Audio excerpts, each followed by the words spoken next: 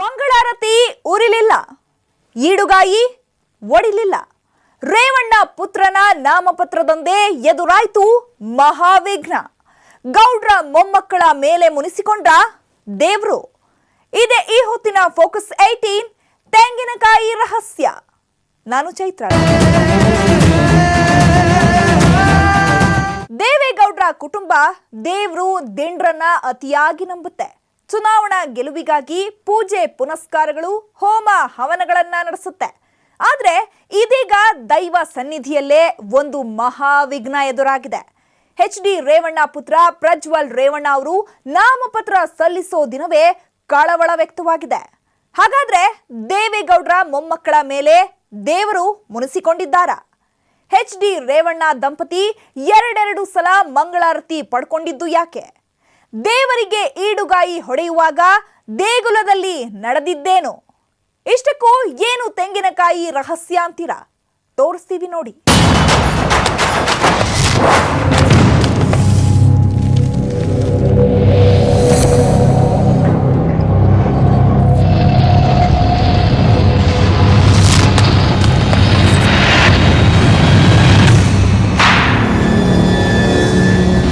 ದೇವರ ಪೂಜೆಗೆ ವಿವಿಧ ವಸ್ತುಗಳಿವೆ.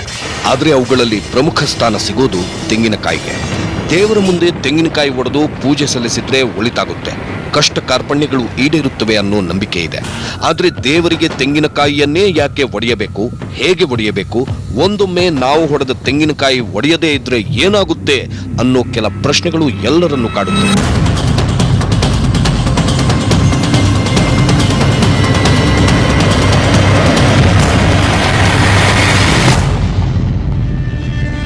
ತೆಂಗಿನ ಮರವನ್ನು ಕಲ್ಪವೃಕ್ಷ ಅಂತ ಕರೀತೀವಿ.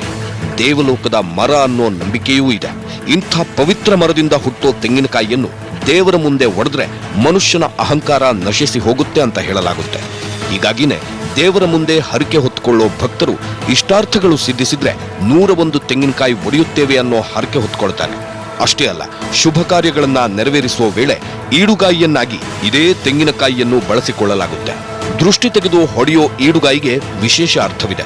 ಹೀಗಾಗಿ ಈಡುಗಾಯಿ ಒಡೆಯದೇ ಇದ್ರೆ ಅಪಶಕುನ ಅಂತ ಭಾವಿಸಲಾಗುತ್ತೆ. ಇಂಥ ಅಪಶಕುನ ಇದೀಗ JDS ವರಿಷ್ಠ ದೇವೇಗೌಡರ ಕುಟುಂಬದಲ್ಲಿ ಎದ್ದು ಕಾಣುತ್ತಿದೆ.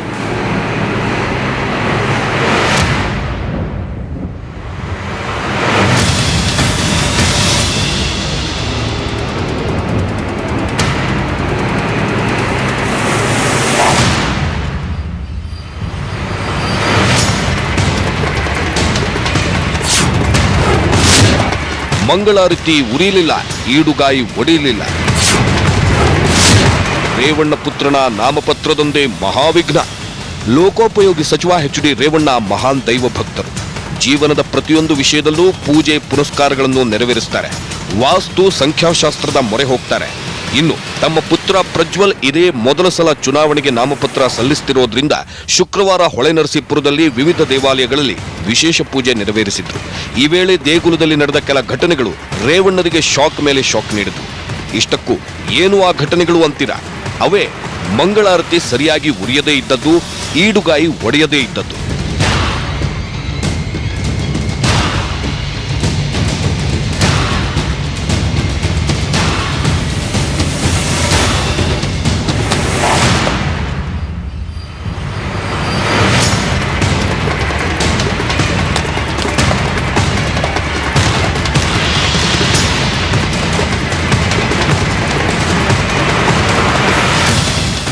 ಹಾಗಾದ್ರೆ ಈಡುಗಾಯಿ ಯಾಕೆ ಒಡೆಯಲಿಲ್ಲ?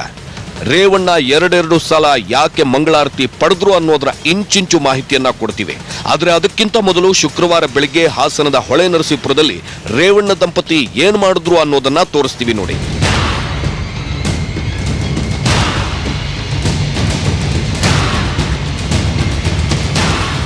ಪ್ರಜ್ವಲ್ ರೇವಣ್ಣ ಇದೇ ಮೊದಲ ಸಲ ನಾಮಪತ್ರ ಸಲ್ಲಿಸೋದ್ರಿಂದ ಶುಕ್ರವಾರ ಬೆಳಗ್ಗೆ ಹೊಳೆನರಸೀಪುರದ ಸಾಕಷ್ಟು ದೇವಾಲಯಗಳಿಗೆ ರೇವಣ್ಣ ಕುಟುಂಬ ಸಮೇತ ಭೇಟಿ ನೀಡಿ ವಿವಿಧ ಪೂಜೆಗಳನ್ನ ನೆರವೇರಿಸಿದ್ರು. ಲಕ್ಷ್ಮೀ ನರಸಿಂಹಸ್ವಾಮಿ, ರಾಘವೇಂದ್ರ ಸ್ವಾಮಿ ದೇಗುಲಗಳಲ್ಲಿ ಪೂಜೆ ಸಲ್ಲಿಸಿದ ನಂತರ ರೇವಣ್ಣನವರ ಕುಟುಂಬ ಆಂಜನೇಯ ಸ್ವಾಮಿ ದೇಗುಲಕ್ಕೆ ಭೇಟಿ ನೀಡಿ ಅಲ್ಲೂ ದೇವರಿಗೆ ಪೂಜೆ ನೆರವೇರಿಸಿದ್ರು.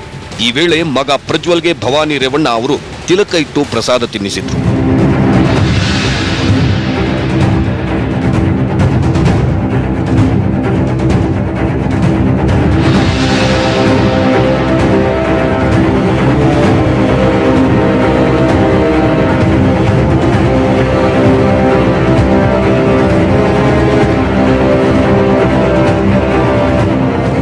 ಅಷ್ಟೇ ಬೆಳಿಗ್ಗೆ ಲಕ್ಷ್ಮೀ ನರಸಿಂಹ ನಮ್ಮ ಗ್ರಾಮ ದೇವತೆ. ಪ್ರತಿ ವರ್ಷ ನಾವು ಯಾವುದೇ ಚುನಾವಣೆ ನಿಲ್ಲಬೇಕಾದ್ರೆ ಲಕ್ಷ್ಮೀ ನರಸಿಂಹ ದೇವಸ್ಥಾನದಲ್ಲಿ ಅಭಿಷೇಕ ಮಾಡಿಸಿ ಪೂಜೆ ಮಾಡಿಸಿ ಹೊರಡ್ತೀವಿ. ಅದಾದಮೇಲೆ ನಮ್ಮ ಕುಲದೇವರು ಈಶ್ವರ, ನಮ್ಮ ಅರ್ಧಂಡ ಈಶ್ವರ, ಅಲ್ಲೂ ಅಷ್ಟೇ ಯಾವಾಗಲೂ ನಾವು ಅರ್ಜಿ ಎಲ್ಲ ಇಟ್ಟು ಅಲ್ಲಿ ಪೂಜೆ ಮಾಡಿ ಹೊರಡೋದು. ಮತ್ತು ರಂಗನಾಥ ದೇವೇಗೌಡರಿಗೆ ರಾಜಕೀಯ ಶಕ್ತಿ ಕೊಟ್ಟಂಥ ದೇವರು ರಂಗನಾಥ ಶೃಂಗೇರಿ ಶಾರದಾ ದೇವಿ ಗುರುಗಳ ಆಶೀರ್ವಾದದಿಂದ ಇವತ್ತು ಎಲ್ಲ ದೇವರುಗಳು ಇದು ಮಾಡಿ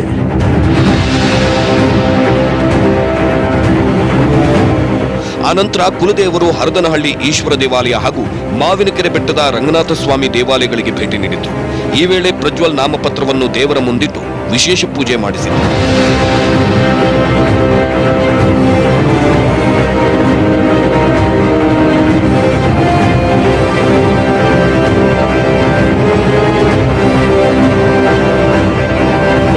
ಆದರೆ ಅದೇನಾಯ್ತೋ ಏನೋ, ದಿಢೀರ್ ಎಚ್ಚೆತ್ತ ರೇವಣ್ಣ ಕುಟುಂಬ ಮತ್ತೆ ಲಕ್ಷ್ಮೀ ನರಸಿಂಹಸ್ವಾಮಿ ದೇಗುಲದತ್ತ ದೌಡಾಯಿಸಿತು.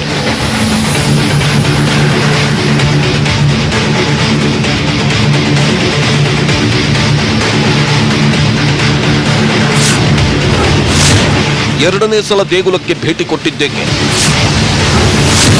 ಆ ಘಟನೆಯನ್ನು ಕಂಡು ರೇವಣ್ಣ ಶಾಕ್. ಎಸ್, ಲಕ್ಷ್ಮೀ ನರಸಿಂಹಸ್ವಾಮಿ ದೇಗುಲದಲ್ಲಿ ನಡೆದ ಮೊದಲ ಪೂಜೆಯಲ್ಲಿ ಮಂಗಳಾರತಿ ಸರಿಯಾಗಿಲ್ಲ ಅಂತ ಹೇಳಿ ರೇವಣ್ಣ ದಂಪತಿ ಮತ್ತೆ ದೇವಸ್ಥಾನಕ್ಕೆ ಹೋಗಿ ಮತ್ತೊಮ್ಮೆ ಮಂಗಳಾರತಿ ಪಡೆದರು.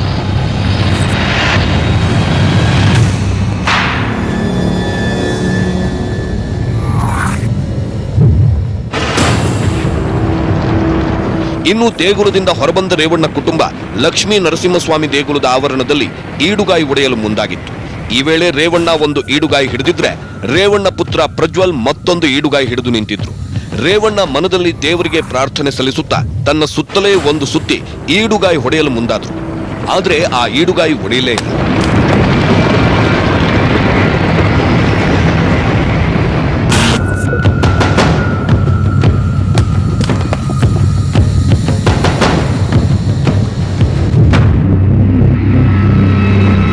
ರೇವಣ್ಣ ಮೊದಲ ಪ್ರಯತ್ನದಲ್ಲಿ ಈಡುಗಾಯಿ ಒಡೆದಿರಲಿಲ್ಲ.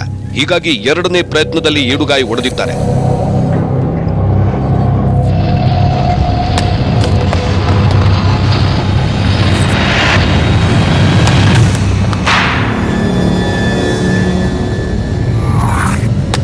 ಸದಾ ದೇವರು, ಜ್ಯೋತಿಷ್ಯ, ಸಂಖ್ಯಾಶಾಸ್ತ್ರವನ್ನ ಬಲವಾಗಿ ನಂಬುವ ರೇವಣ್ಣನವರಿಗೆ ಹೀಗ್ಯಾಕಾಯ್ತು? ಅದರಲ್ಲೂ ರೇವಣ್ಣ ತಮ್ಮ ಪುತ್ರನ ನಾಮಪತ್ರ ಸಲ್ಲಿಸುವ ದಿನದಂದೇ ಇಂಥ ವಿಘ್ನ ಎದುರಾಗಿದ್ದು ಯಾಕೆ? ಈಡುಗಾಯಿ ಒಡೆಯದೆ ಇರೋದ್ರ ಹಿಂದಿರಿಯ ಅಪಶಕುನ ಅನ್ನೋ ಅನುಮಾನಗಳು ಹುಟ್ಟುಕೊಂಡಿವೆ.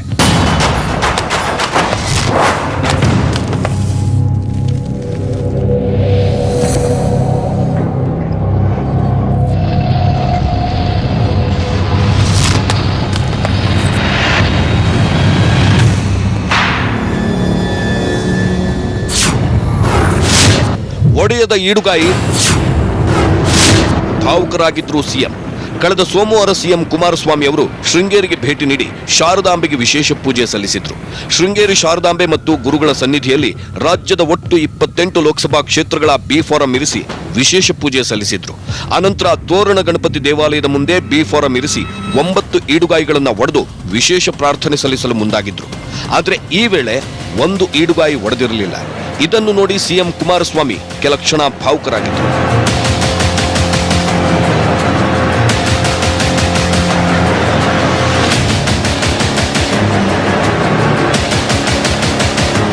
ಹಾಗಾದ್ರೆ ದೇವೇಗೌಡರ ಮೊಮ್ಮಕ್ಕಳಾದ ನಿಖಿಲ್ ಮತ್ತು ಪ್ರಜ್ವಲ್ ರೇವಣ್ಣ ಅವರ ರಾಜಕೀಯ ಭವಿಷ್ಯ ಉಜ್ವಲವಾಗಿರಲಿ ಅಂತ ನೆರವೇರಿಸುವ ಪೂಜೆಗಳಲ್ಲಿ ಈಡುಗಾಯಿಗಳು ಯಾಕೆ ಒಡೆದಿಲ್ಲ? ಈಡುಗಾಯಿ ಒಡೆಯದಿರೋದು ನಿಜಕ್ಕೂ ಅಪಶಕುನಾನ? ಗೌಡ್ರ ಮೊಮ್ಮಕ್ಕಳ ಮೇಲೆ ಮುನಿಸ್ಕೊಂಡ್ರ ದೇವರು ಅನ್ನೋ ಅನುಮಾನಗಳು ಹುಟ್ಟುಕೊಂಡಿವೆ. ತಮ್ಮ ಮೊಮ್ಮಕ್ಕಳನ್ನ ರಾಜಕೀಯದಲ್ಲಿ ಬೆಳೆಸಬೇಕು ಅನ್ನೋದು ದೇವೇಗೌಡರ ಆಸೆ. ಹೀಗಾಗಿ ಮಂಡ್ಯ ಮತ್ತು ಹಾಸನದಿಂದ ನಿಖಿಲ್ ಮತ್ತು ಪ್ರಜ್ವಲ್ ಅನ್ನ ಇದೇ ಮೊದಲ ಸಲ ಅಖಾಡಕ್ಕೆ ಇಳಿಸುತ್ತಿದ್ದಾರೆ. ಆದ್ರೆ ಈಡುಗಾಯಿ ಒಡೆಯದೇ ಇರೋದು ಗೌಡ್ರ ಕುಟುಂಬದಲ್ಲಿ ನಿರಾಸೆ ಮೂಡಿಸಿದೆ. ಸಿಎಂ ಕುಮಾರಸ್ವಾಮಿ ಮತ್ತು ರೇವಣ್ಣ ಕಂಗಾಲಾಗಿ ಹೋಗಿದ್ದಾರೆ. ಹಾಗಾದ್ರೆ ಈಡುಗಾಯಿ ಒಡೆಯದೇ ಇರೋದು ಅಪಶಕುನದ ಮುನ್ಸೂಚನೆಯ? ಇಲ್ಲಿದೆ ನೋಡಿ ಪಿನ್ ಟು ಪಿನ್ ಡೀಟೇಲ್ಸ್. ಈಡುಗಾಯಿ ಯಾಕೆ ಒಡೆದಿಲ್ಲ? ಶುಕ್ರವಾರ ಪ್ರಜ್ವಲ್ ರೇವಣ್ಣ ನಾಮಪತ್ರ ಸಲ್ಲಿಕೆಗೂ ಮುನ್ನ ರೇವಣ್ಣ ಟೆಂಪಲ್ ರನ್ ಶುರು ಮಾಡಿದ್ರು. ಈ ವೇಳೆ ಹೊಳೆ ನರಸೀಪುರದ ಲಕ್ಷ್ಮೀ ನರಸಿಂಹಸ್ವಾಮಿ ದೇಗುಲದಲ್ಲಿ ಎಚ್.ಡಿ. ರೇವಣ್ಣ ಒಡೆದ ಈಡುಗಾಯಿ ಒಡೆದಿಲ್ಲ. ನಿಖಿಲ್ಗಾಗಿ ಸಿಎಂ ಶೃಂಗೇರಿಯಲ್ಲಿ ಪೂಜೆ ಸಲ್ಲಿಸುವ ವೇಳೆಯಲ್ಲೂ ಈಡುಗಾಯಿ ಒಡೆದಿಲ್ಲ. ಹೀಗಾಗಿ ಇದು ಅಪಶಕುನದ ಮುನ್ಸೂಚನೆಯ ಅನ್ನೋ ಅನುಮಾನಗಳು ಹುಟ್ಟುಕೊಂಡಿವೆ.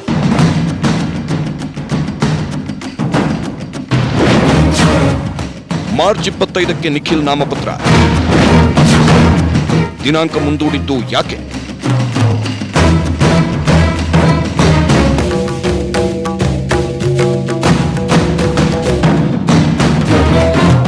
ಎಸ್, ಈ ಹಿಂದೆ ಮಾರ್ಚ್ 22ರಂದು ಮಂಡ್ಯ ದೋಸ್ತಿ ಅಭ್ಯರ್ಥಿಯಾಗಿ ನಿಖಿಲ್ ನಾಮಪತ್ರ ಸಲ್ಲಿಸುತ್ತಾರೆ ಅನ್ನೋ ಮಾತುಗಳು ಕೇಳಿಬಂದಿತ್ತು. ಆದರೆ ಮಾರ್ಚ್ 18ರಂದು ಶೃಂಗೇರಿಯಲ್ಲಿ ಈಡುಗಾಯಿ ಒಡೆಯದೇ ಇದ್ದಿದ್ರಿಂದ ಸಿಎಂ ಭಾವುಕರಾಗಿದ್ರು. ಆನಂತರ ಮಾರ್ಚ್ 20ರಂದು ಮಂಡ್ಯದಲ್ಲಿ ಸುಮಲತಾ ನಾಮಪತ್ರ ಸಲ್ಲಿಸುವ ವೇಳೆ ಸುಮಾರು 40,000 ಜನ ಹರಿದು ಬಂದಿದ್ರು. ಇದರಿಂದ ದೇವರು ಮತ್ತು ಜ್ಯೋತಿಷಿಗಳ ಮೊರೆ ಹೋದ ಸಿಎಂ ಕುಮಾರಸ್ವಾಮಿ ನಿಖಿಲ್ ನಾಮಪತ್ರ ಸಲ್ಲಿಸುವ ದಿನಾಂಕವನ್ನ ಮಾರ್ಚ್ 25ಕ್ಕೆ ಮುಂದೂಡಿದ್ದಾರೆ ಅಂತ ಹೇಳಲಾಗುತ್ತೆ. ದಿನ ಸಾಂಕೇತಿಕವಾಗಿ ನಾಮಪತ್ರ ಸಲ್ಲಿಸ್ತಾರೆ ನಿಖಿಲ್ ಅವರು. ನಾಳೆ ಮಂತ್ರಿಗಳ ಜೊತೆ ಹೋಗಿ 25ನೇ ತಾರೀಕು ನಾನೇ ಬರ್ತಾ ಇದ್ದೇನೆ. 25ನೇ ತಾರೀಕು ಮಂಡ್ಯದ ಮತದಾರರ ಒಂದು ಜನಸಾಗರದ ನಡುವೆ 25ಕ್ಕೆ ನಾಮಪತ್ರ ಸಲ್ಲಿಸ್ತೀವಲ್ಲ, ಆಗ ಚರ್ಚೆ ಮಾಡಿ.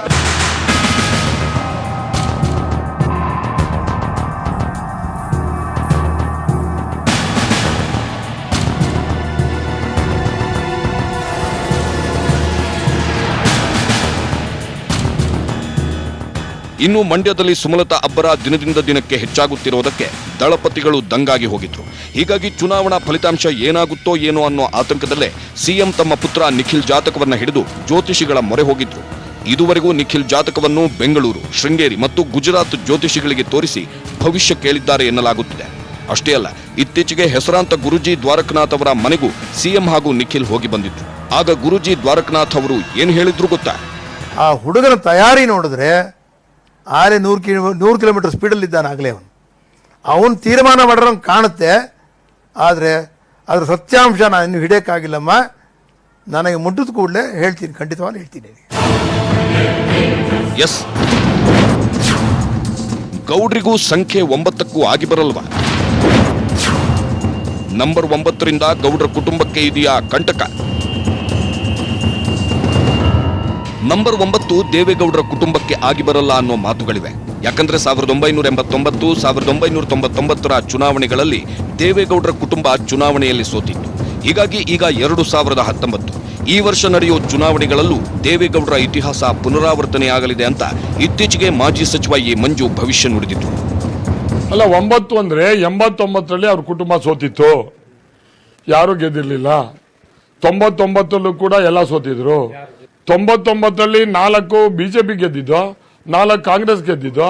ದೇವೇಗೌಡರು ಕೂಡ ಪಾರ್ಲಿಮೆಂಟ್ ಅಲ್ಲಿ ಸೋತಿದ್ರು. ಇದು 2019 ಬಂದಿದೆ. ಸೊ 9 ಮರುಕಳಿಸ್ತದೆ. ಹಾಸನ ಜಿಲ್ಲೆನಲ್ಲಿ ಎಲ್ಲರೂ ಹೇಳ್ತಾರೆ, ನಾವು ಜಿಲ್ಲಾ ಪಂಚಾಯತ್ ಮೆಂಬರ್ಗಳಿದ್ದೀವಿ, ಅದಿದ್ದೀವಿ, MP ಗಳಿದ್ದೀವಿ, MLAಗಳಿದ್ದೀವಿ, ಎಲ್ಲ ಇದ್ದೀವಿ ಅಂತೇಳಿ. ಯಾವುದೇ ಕಾರಣದಿಂದ ಅವ್ರು ಗೆಲ್ಲಕ್ಕೆ ಸಾಧ್ಯ ಇಲ್ಲ.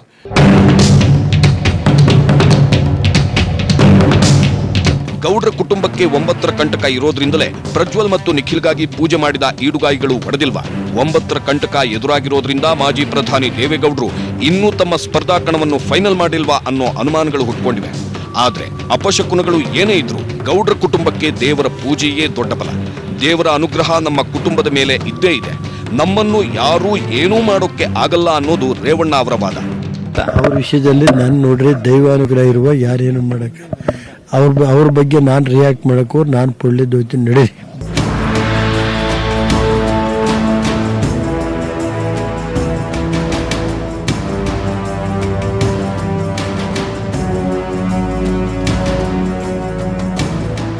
ಈ ಹಿಂದೆ ಸಿಎಂ ಕುಮಾರಸ್ವಾಮಿ ಕೂಡ ತಮಗೆ ದೇವರೇ ಅಧಿಕಾರ ಕೊಟ್ಟಿದ್ದಾರೆ ಅಂತ ಹೇಳ್ಕೊಂಡಿದ್ರು.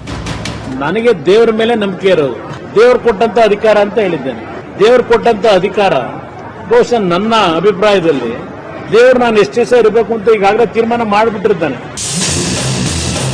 ಹೀಗೆ ದೇವರೇ ನಮ್ಮ ಕುಟುಂಬಕ್ಕೆ ಬಲ, ದೇವರ ಅನುಗ್ರಹ ಇದ್ರೆ ಯಾರೂ ಏನೂ ಮಾಡೋಕೆ ಆಗಲ್ಲ ಅನ್ನೋದು ದೇವೇಗೌಡರ ಕುಟುಂಬದ ಪ್ರತಿಯೊಬ್ಬ ಸದಸ್ಯರ ಅಭಿಪ್ರಾಯ. ಇದೇ ಕಾರಣಕ್ಕೆ ನಿಖಿಲ್ಗಾಗಿ ಸಿಎಂ ಕುಮಾರಸ್ವಾಮಿ ಮತ್ತು ಅನಿತಾ ಕುಮಾರಸ್ವಾಮಿ ಒಂದು ಕಡೆ ಟೆಂಪಲ್ ರನ್ ಮಾಡ್ತಿದ್ರೆ, ಮತ್ತೊಂದು ಕಡೆ ಪ್ರಜ್ವಲ್ಗಾಗಿ ರೇವಣ್ಣ ದಂಪತಿ ದೇವರು ದಿಂಡ್ರ ಮೊರೆ ಹೋಗ್ತಿದ್ದಾರೆ. ಸದ್ಯ ದೊಡ್ಡಗೌಡ್ರ ಮೊಮ್ಮಕ್ಕಳಿಗೆ ಕೆಲವೊಂದಿಷ್ಟು ವಿಘ್ನಗಳು ಎದುರಾಗಿವೆ. ಆದ್ರೆ ಆ ವಿಘ್ನಗಳನ್ನ ಮೆಟ್ಟಿ ನಿಲ್ಲೋ ದೈವಶಕ್ತಿ ಗೌಡ್ರ ಫ್ಯಾಮಿಲಿಗಿದೆಯಂತೆ. ಹಾಗಾದ್ರೆ ಪೂಜೆ, ಹೋಮ, ಹವನಗಳಿಂದ ಸಿದ್ಧಿಸುತ್ತಾ ಆ ಶಕ್ತಿ? ಇಲ್ಲಿದೆ ನೋಡಿ ಕಂಪ್ಲೀಟ್ ರಿಪೋರ್ಟ್.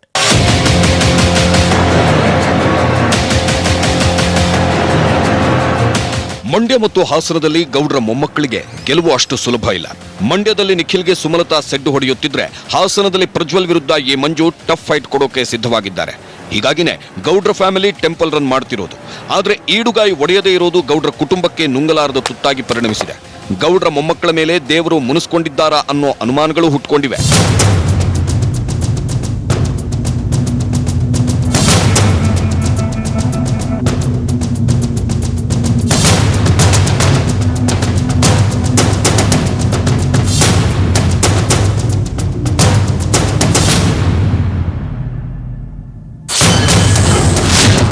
ಹೋಮ ಹವನಕ್ಕಿದೆಯಾ ವಿಧಿಯನ್ನು ಬದಲಿಸುವ ಶಕ್ತಿ? ನಿಖಿಲ್ ಪ್ರಜ್ವಲ್ ಗೆಲುವಿಗಾಗಿ ನಡೆಯುತ್ತಾ ವಿಶೇಷ ಪೂಜೆ? ಎಸ್, ಕೆಲ ವಾದಗಳ ಪ್ರಕಾರ ವಿಧಿಯನ್ನು ಬದಲಿಸುವ ಶಕ್ತಿ ಹೋಮ ಹವನಗಳಿಗೆ ಇದೆಯಂತೆ. ಈ ಹಿಂದೆ ಶೃಂಗೇರಿಯಲ್ಲಿ ಅತಿರುದ್ರ ಮಹಾಯಾಗ ಮಾಡಿಸಿದ್ದರಿಂದಲೇ ಕುಮಾರಸ್ವಾಮಿ ಸಿಎಂ ಆಗಿದ್ದು ಅನ್ನೋ ಮಾತುಗಳೂ ಇವೆ. ಬರೀ ಸಿಎಂ ಆಗಿದ್ದಷ್ಟೇ ಅಲ್ಲ, ಬಿಜೆಪಿಯ ಆಪರೇಷನ್ ಭೂತದಿಂದ ಸರ್ಕಾರವನ್ನು ಉಳಿಸಿದ್ದು ಕೂಡ ಶೃಂಗೇರಿ ಶಾರದಾಂಬೆಗೆ ಸಲ್ಲಿಸಿದ ಪ್ರತಿಶೂಲಿನಿ ಯಾಗದಿಂದ.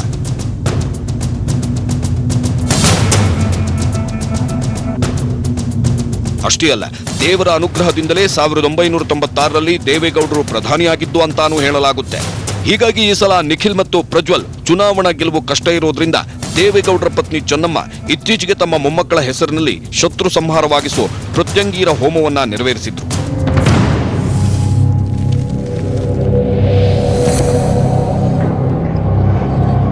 ಅದೇನೇ ಇರಲಿ, ಸದ್ಯ ಎದುರಾಗುತ್ತಿರೋ ವಿಘ್ನಗಳ ಶಮನಕ್ಕೆ ಗೌಡ್ರ ಕುಟುಂಬ ಹೋಮ, ಹವನ ಮತ್ತು ಮಹಾಯಾಗಗಳ ಮೊರೆ ಹೋಗೋ ಸಾಧ್ಯತೆ ಇದೆ.